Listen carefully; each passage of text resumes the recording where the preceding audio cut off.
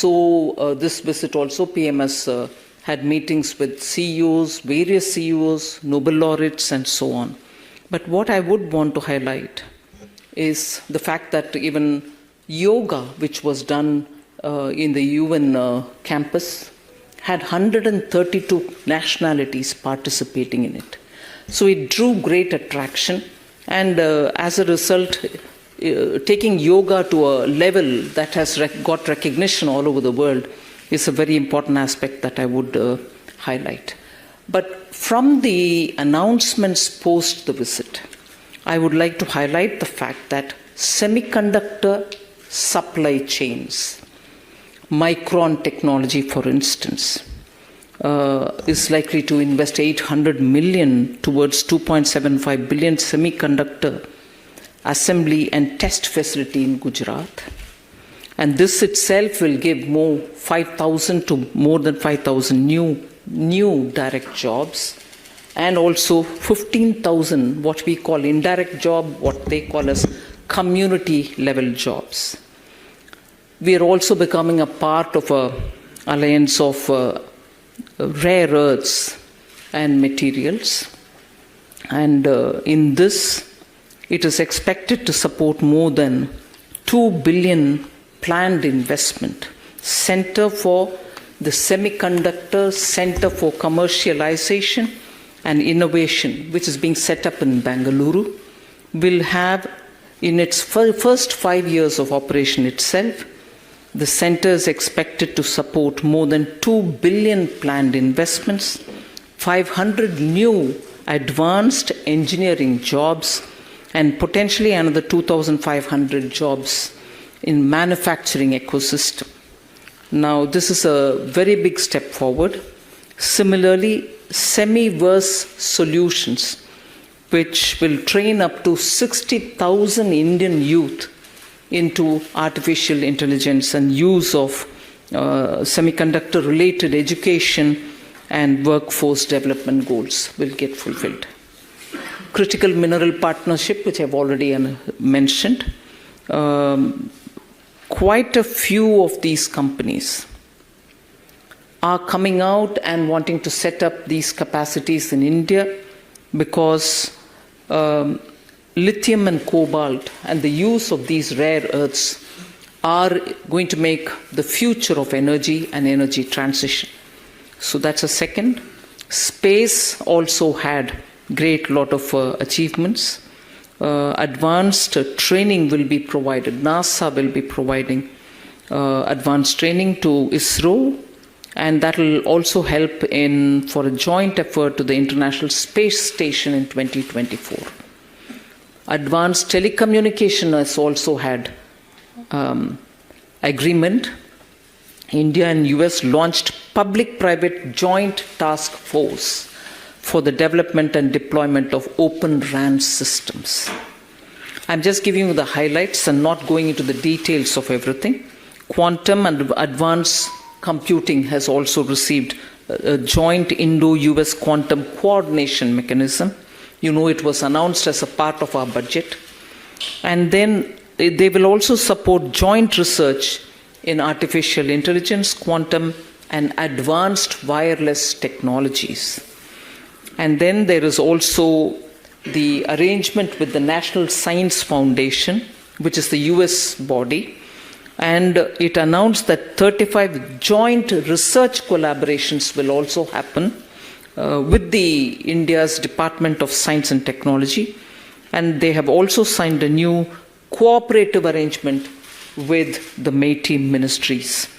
Department of Atomic Energy has also had a share in the agreements, is making 140 million in-kind contribution to the US Department of Energy.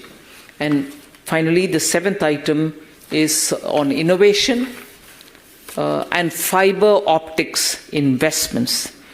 India's Sterlite Technologies Limited has invested 100 million in the construction of optical fiber manufacturing units in Colombia, and that will facilitate 150 million in annual exports.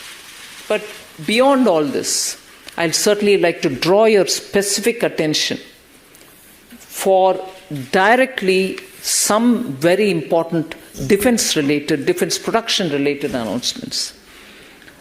GE, which is the biggest of aeronautics companies, has signed an agreement with HAL for joint production of F414 engines, aircraft engines.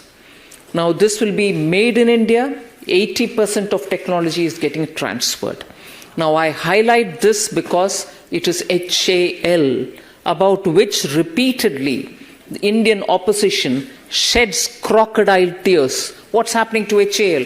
Bangalore, you're not doing much to it.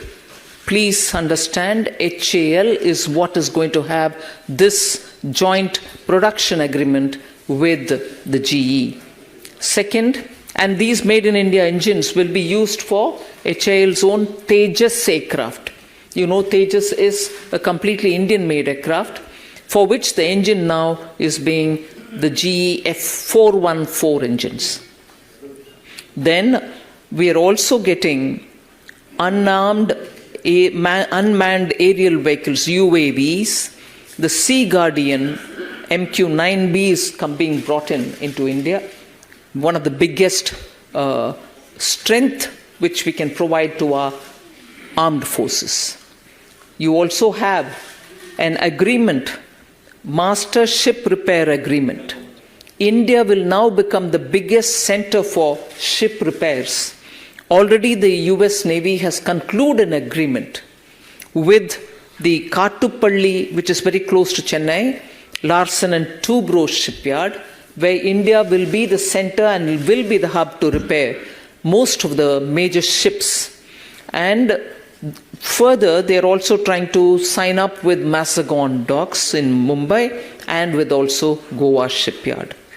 So is also 3 Indian liaison officers who are going to be placed in the US command, and this will be very good in building our mutual capacities, and also emphasize on the defense accelerated ecosystem, IndusX, which was inaugurated on June 21st, 2023.